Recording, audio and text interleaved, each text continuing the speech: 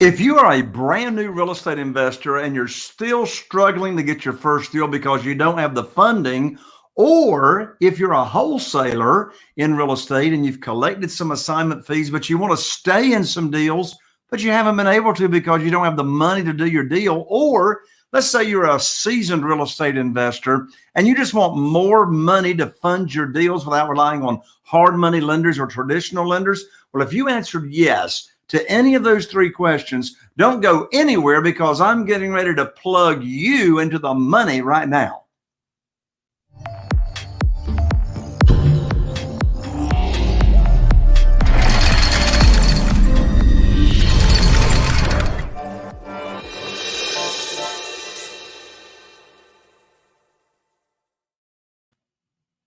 Well, hello and welcome to another episode of the Private Money Academy podcast. I'm Jay Conner, your host, also known as the Private Money Authority. And what happens here on this podcast is we always have an amazing show because I always have amazing guests. And today is no exception, but before I introduce my guest, I want to plug you into the funding. As I said, let's say you're a new real estate investor, but you can't get your first deal done because you don't have the funding, or you're a wholesaler and you want to stay in some deals, or you're just a seasoned real estate investor and you want to get more funding for your deals without relying on traditional funding sources or hard money lenders. Well, I've got a gift for you for just being here on the Private Money Academy podcast. And that is, I just recently released my brand new book, which is titled Where to Get the Money Now, subtitle, How and Where to Get Money for Your Real Estate Deals Without Relying on Traditional or Hard Money Lenders. In this book, I reveal exactly how I went from no funding to over $2 million in funding in less than 90 days. So if you're in this world of single family houses and you want some funding for your deals, you can go to Amazon and spend $20, or let me just give you the book for free. All you got to do is just spend a couple of bucks on shipping and handling, and we'll ship the book right out to you. And here's where you can get the book for free. Go to www.jayconner.com/book. That's Jay Conner, JayConner.com/book, B-O-O-K, and we'll rush it right out to you. Well, as I mentioned, my guest today is an expert, and he's an expert in the field of financial planning. Now, the way my guest does financial planning is different from anybody else that I've ever had here on the show. He's a member of this organization that's called Bank on Yourself. So my guest helps real estate investors, business owners, even full-time employees to grow safe and predictable wealth, regardless of what the market is doing. And the way he does this is he uses a financial strategy that's actually been around for, check this out, for over 160 years.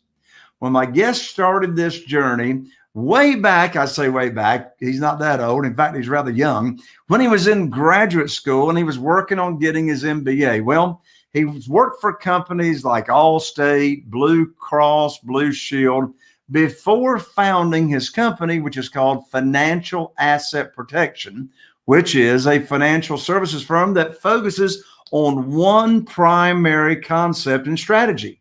And that is the bank on yourself concept, which is also known as the infinite banking concept. I'm so excited to have my guest here on the show with me today. So welcome to the show, Sarry Ibrahim. Welcome, Sarry. Hi, Jay. Thank you so much for having me on, and thank you so much for that awesome introduction. It's a pleasure to be here, and I'm excited to chat with you. Well, I'm excited to chat with you, Sarry. So first of all, why don't you take a moment and tell folks how in the world it is you're qualified to talk about what you're going to be talking about? Yeah, definitely. So I started my journey, my financial services, financial planning journey when I was doing my MBA, and I was about halfway through the program. I started working for different insurance companies and financial services institutions. I worked at Allstate and Blue Cross and Humana, and I started to enjoy working with clients. Originally, I thought I was going to get into project management. That's what I got my MBA in. It was a concentration in project management.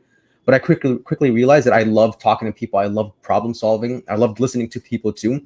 And I started to notice that people became more comfortable speaking to me about their financial problems and things that they wanted to accomplish financially. So then a light bulb went off, and it was like, maybe I can make this into a long-term career where I'm just helping people plan financially and solve money problems, either too little, like too much debt, or too much, not sure how to position real estate deals and things like that. But I wasn't really sure of a type of career like that. So I stuck through the insurance world, and mostly in Medicare. I was a Medicare consultant too, and helping people in retirement plan for Medicare in the retirement. And I kept my eyes open for financial planning and just read a lot of books. I read about 3 books at the same time for the last 10 years. And I came across a book called The Bank on Yourself Revolution by Pamela Yellen. And the book talks about the strategy that we're going to talk about today, the Bank on Yourself strategy, and what it is, how it works, why it was even invented, why it was even created to begin with. And I love the book. I love the content in the book. And then at the end of the book, there was a section that said, if you want to join our program as an advisor, I applied through the program, got accepted, and went through an 8-week rigorous training program on how to structure these policies, how to understand kind of different financial vehicles out there, like mutual funds, ETFs, stocks, and all these different other types of conventional types of investments. And we went through the problems with them, the pros and cons of all of them. And then most importantly, it was how to structure bank on yourself type whole life policies. And really, I started a company called Financial Assets Protection. And that was kind of the overall point of the company, is to become a bank on yourself organization where we can help clients use these policies. Especially a lot of our clients are real estate investors and private money lenders and hard money lenders. So really, I'm excited to be on your show because I think it's going to really connect really well with you and the audience. That's super. So I know you have a way or ways in which you can actually help real estate investors and private lenders. But before we get into that, let's start from ground zero here. My guess is I probably have hardly anybody that is listening in to the show that even knows what the bank on yourself concept or the infinite banking concept is. So where did this come from? I mean, it's been around for over 160 years, but what is this concept? Why did it originate, and how does it work? And take your time, go nice and slow, because I want to make sure we understand what this is all about. Because quite frankly, this is probably a brand new concept to a lot of people that we've got tuning in. Yeah, absolutely. So this concept really started about 20 years ago by Nelson Nash. And Nelson Nash wrote the book, Becoming Your Own Banker. And he's kind of the godfather of the infinite banking concept. He invented the infinite banking concept. And in his book, Becoming Your Own Banker, he starts off talking about some of the problems he had. Like at one point, he had about $500,000 in debt. And back when interest rates were like 20%, he was paying about $67,000 a year just in interest payments alone on that outstanding loan. And he started to realize that, a lot of other people have this problem. A lot of people, the average American spends 1/3 of their income on servicing debt. So, he realized that this is a common problem, and then kind of went through the technical details of whole life insurance. And kind of for those who don't know, whole life insurance isn't just life insurance. It also has a cash value component to it, like a savings account portion to it that grows over time, and you actually earn compound interest on that money. And the point of it isn't just necessarily from an investment standpoint. It's more of a savings standpoint and a way for you to become your own source of financing. So Nelson Nash throughout the book is talking about structuring dividend paying, high cash value whole life insurance policies. So that way you could become your own source of financing, and then you could pay the interest back to yourself. So originally it was created to address the interest part of the interest problem. Instead of paying out interest to other lenders, you would pay interest to yourself and become your own banker, or you would bank on yourself. Now, the actual asset, dividend paying whole life insurance, that's been around for over 160 years. Families and financial institutions have been using, dividend paying whole life insurance policies for over 160 years, but really the concept, the infinite banking concept, and it being used by more people than just banks and financial institutions and family offices. It's being used now by more everyday people who make, $100,000 a year to $200,000 a year, real estate investors who have like 10 properties, who are on their way to becoming financially free, but not just for the billionaires, if that makes sense. That does make sense. So how does the concept work? Mhm. So the first step is you want to work with an advisor who understands this from a conceptual standpoint and not just a product standpoint. So using infinite banking is not just going out and buying a whole life insurance policy and that's it. You've already checked all the boxes. You need to work with an advisor who understands the high cash value use of whole life insurance. There's only a limited set of companies that could actually do these policies and a limited set of advisors who actually know how to structure and design these policies. So that way you have high cash value in the first few years and you also have access to it. There's also a lot of tax benefits when it's structured the right way. So I guess step one is you want to find that advisor that really knows this and does this full time and has a track record of actually working with clients. And the second step too is you want to make sure that your advisor is going through your financial analysis, making sure that you are you're doing all the things for the right reason. So for example, we do a financial analysis to understand the client's financial situation, number one, to see where they're at, what they're doing. Are they invested in the stock market? Are they full-time employees? Do they have their own business? We want to understand their financial life, their financial health. And then we also want to understand their objectives and what is it that they want to accomplish. Do they want to retire in the next 10 years, 20 years? Do they want to buy more real estate? Do they want to loan out their money as hard money lenders or private money lenders? What is it that they want to do with their money? So we want to identify those objectives. And then we would structure or design maybe one policy, maybe more than one policy to address their objectives and also based off of their financial situation, based off of their tax rates, based off of all these other intricate parts that need to be taken into consideration from there. Yeah, it's important. It's not a commodity. This isn't a product. It's a way of living. It's a way of kind of understanding how the financial system works, and for you to become your own financial system. Not literally starting an actual FDIC insured bank, but having the banking principles in your life, where anytime you need to finance something, you can go to yourself, go to your whole life insurance policy, leverage that, borrow against that, and then use it for other investments. So I'm still a little confused. Mm-hmm. So what's the benefit of this strategy and what pain or problems does it fix and solve? Yeah, so there's a couple. So the number one benefit of this is guaranteed growth. So this is based off the whole life insurance policy is based off of growing guaranteed wealth.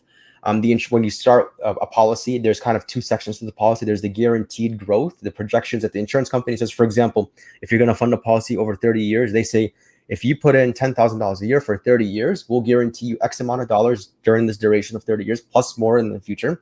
Plus, we'll guarantee you the life insurance. And then also, if everything goes well, we'll also give you dividends on top of your cash value. Dividends are not guaranteed, but we only work with insurance companies who have a proven track record of paying out dividends for over 100 years. So in other words, so the first benefit is the guaranteed growth and the high certainty of dividends being paid over time. Number two, there's a lot of tax benefits behind this. So number one, the way the policy grows and accumulates with interest and dividends, it's growing tax deferred. So for example, you have $100,000 in cash value year one. Year two, it grows to $105,000. You don't pay taxes on that growth. It grows tax deferred. Also, in most situations, when you go to take money out of the policy, either through loans or withdrawals, that's also going to be tax-free because you've used after-tax dollars to fund the policy. And under current tax law, loans and withdrawals on life insurance policies that are non-modified endowment contracts, non-MEC policies, are currently tax-free. So a lot of tax advantages. Also, the death benefit is income tax-free to your beneficiaries. It could be exposed to estate taxes, but it's income tax-free to your beneficiaries, either your family or if you own a business, the business would get that income tax-free. The fourth, it's not affected, which kind of goes with number one, is not affected by market conditions. So that means if you have all this money in whole life insurance and then there's a major market crash or a recession, it's not going to affect the cash value of your policy. The way the whole life insurance company pays out interest and dividends is not correlated with market conditions with the stock market. They're mostly invested in private loans and in the bond market. So it's not going to be hindered by market conditions. And then also you have guaranteed access to the policy loans and withdrawals. So for example, let's say you've been building up a policy, you have $100,000 in cash value. Next thing you know, there's another 2008 that happens, another market crash happens, banks aren't giving out loans, market values have dropped. You can go to your policy that didn't drop in value based on market conditions, and the insurance company will guarantee you your ability to borrow against your money. They'll give you, it's guaranteed to take out a loan against it. The only collateral you need is just the policy itself. You don't need any other collateral, no credit check, no credit scores, no other property to put up, nothing, no other collateral but the policy itself. So this kind of opens up the doors when other people can't take out loans in poor economic times. You would still be able to do that in your policy. It wouldn't be affected by market conditions, and you wouldn't need any other way to take the money out. And then also, I guess the sixth benefit is, in most states, the cash value of the whole life policy is protected from creditors and judgment. So this means, if you've been building up cash value in a policy, somebody sues you for whatever happens, check with your lawyer about this. But in most states, you could look this up, the cash value is outside of it's an exempt asset. So it doesn't really count when you're being sued. Again, I'm not a lawyer, so check with your lawyer about that. But in most situations, there's a lot of asset protection behind the use of dividend paying whole life insurance. So since a person can borrow using that whole life policy as the collateral, they can borrow against it, no credit check or whatever.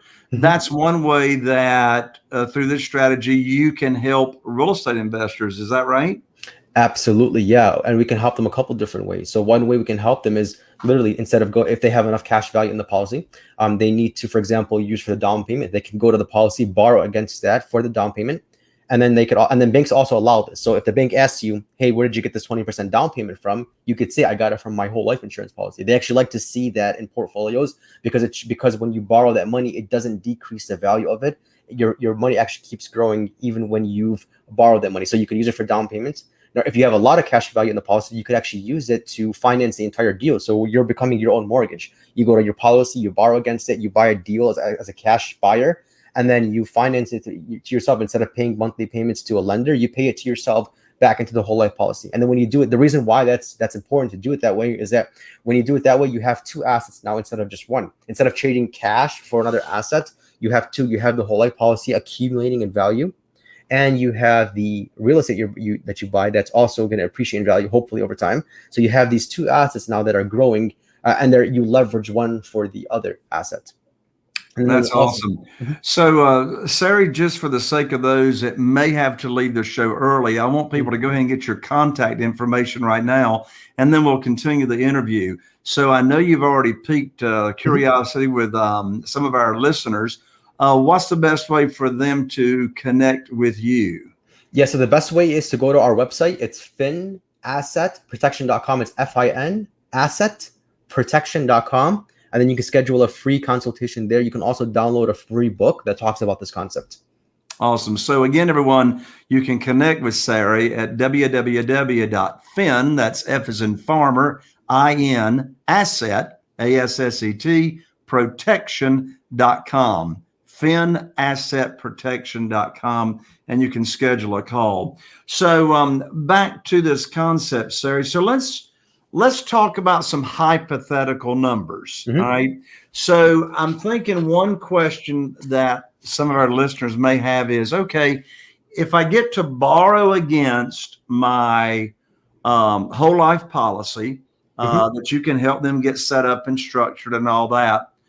Let's do some real numbers here. So let's say, so let me give you the blanks to fill in, and you can give us a hypothetical situation.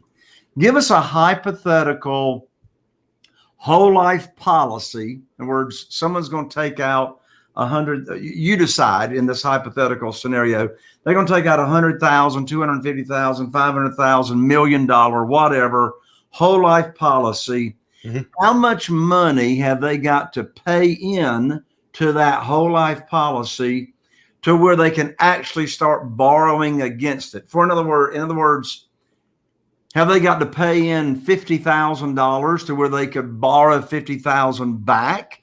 Or are they able to pay in a smaller amount of money into the policy and they could use that as an asset and borrow a higher amount of money?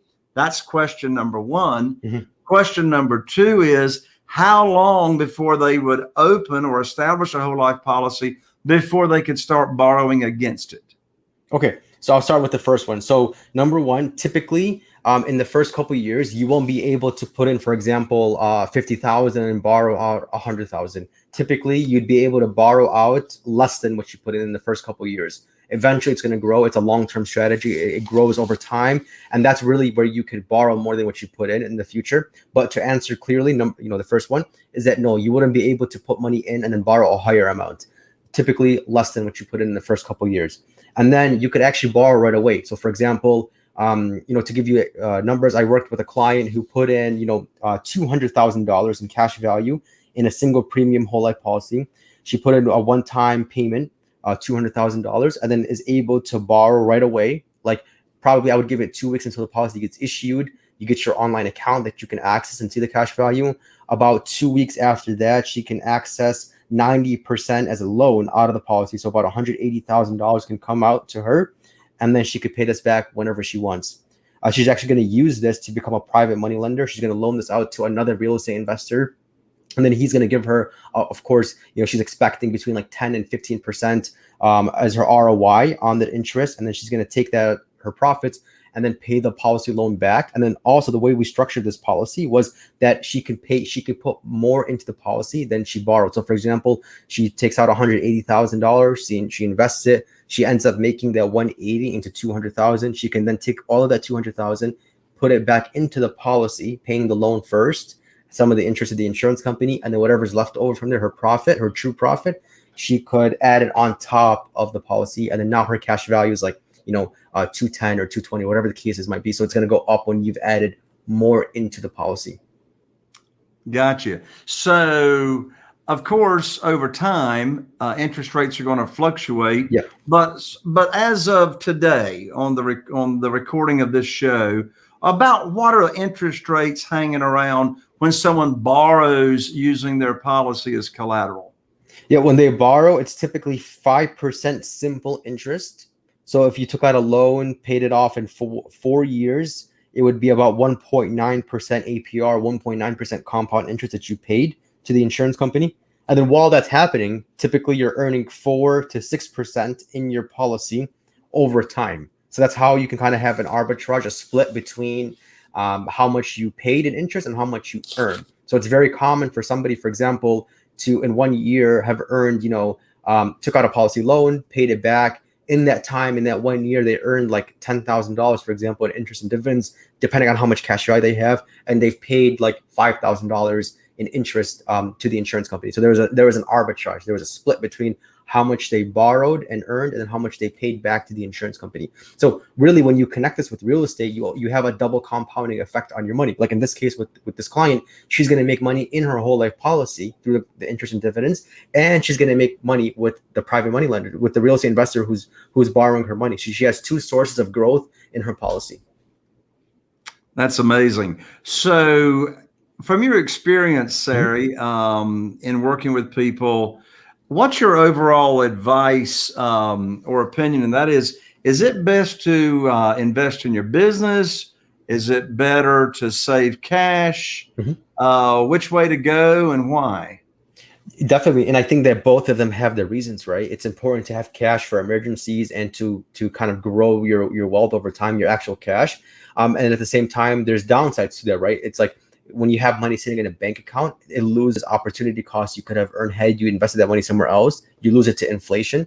And you never, I think as an entrepreneur and as a business owner, you never want cash just sitting around because you're probably just going to spend it. So I think that investing is really important. But really, that's another advantage of infinite banking is that you have the opportunity to do both. You could save cash, and then anytime you need to access that cash, you borrow against it. And I'm seeing these words clearly, Jay, that you want to borrow against it, so that way you kind of you're not interrupting the growth of your money. So for example, if your goal is to save for the next 20 years, and you're accessing that money in the middle of those 20 years, it's not going to interrupt your overall goal. You're borrowing against it. You're leveraging that asset, and you have the ability to keep growing that asset, that cash asset, while still being able to invest in your business and other areas. So I just want to make sure all of our real estate investors or those that are interested in real estate, summarize for us one more time how you can help real estate investors. Yeah, I can help them become their own sources of financing instead of having to rely on banks and hard money lenders and private money lenders. They can become their own source of financing. I can help them do that. That's awesome. What's the minimum age that someone needs to be in order to deploy this strategy? So there's many ways you could do this. So there's, for you to own your own policy, technically it's typically the adult age, 18 years old, to own your own policy. to be an insured, I've insured clients who were newborns. That could be a whole nother podcast, is how you could use this how you can use infinite banking as a college saving fund for children. So I've insured children as they were newborns, where the parents own the policy, they pay into it. By the time the child is in college, by the time they're like 18 years old, they'll have like $150,000 in cash value, for example, just from putting in a few $100s a month into the policy. So to be the owner, typically 18. The youngest clients I've had that are the owners are probably about 23, 24 years old, where they're the owners of the policy. So that's kind of the youngest age I've seen, but technically it could be 18. Typically, we're looking for clients who are kind of not really, they're starting their careers. They have some income. They have, $1,000 at least a month they could save, or $500 a month they could save. But we also do work with clients who are in a tough situation where they have a lot of debt, for example, and they kind of want to figure out a way to pay it down. We also work with clients who, it's not just wealthy clients we work with. We work with all types of clients. That's awesome. Folks, one more time, I'm visiting here with Sarry Ibrahim, and his company uses this concept called infinite banking concept, also known as the bank on yourself concept. To connect with Sarry and get a consulting call, you can go to www.fin Asset Protection. That's FIN, short for financial, finassetprotection.com, and connect with Sarry. And if you're listening, Sarry is like Larry, but with an S. Sarry like Larry. So Sarry, parting comments and final thoughts. Yeah, definitely. So I have a show called Thinking Like a Bank. And, the reason why I mention it is because, one of our ideas or theories is you want to think like a bank. Banks are the largest purchasers of whole life insurance because they're doing it for a reason, because of the guaranteed growth, the tax benefits, the asset protection, all the benefits we mentioned, they're using it for that. So kind of, as an entrepreneur, think like a bank. Think how, instead of just, we see this a lot with real estate. Instead of just thinking about how to always actively manage real estate, think about what if you become the bank where you are actually loaning out your money to other people, and in the sense that you're now a banker, not just a real estate investor. And that's kind of what the show we talk about. We talk about how to do that, how to become your own banker, how to become, how to save on taxes, how to save overall in your life, and be able to find financial freedom by applying the same strategies that banks use. That's awesome. Well, I appreciate so much, Sarry, you taking the time to be here on the show. And again, folks, you can connect with Sarry at www.fin, F-I-N, that's short for financial, F as in Frank, I-N, asset, A-S-S-E-T, protection.com. Sarry, thank you so much. I appreciate you, my friend. Thanks, Jay. Thank you. There you have it, folks. Another episode of the Private Money Academy podcast, Real Estate Investing with Jay Conner. I'm Jay Conner, your host, also known as the Private Money Authority, wishing you all the best. Here's to taking your real estate investing business to the next level, and we'll see you right here on the next Private Money Academy podcast.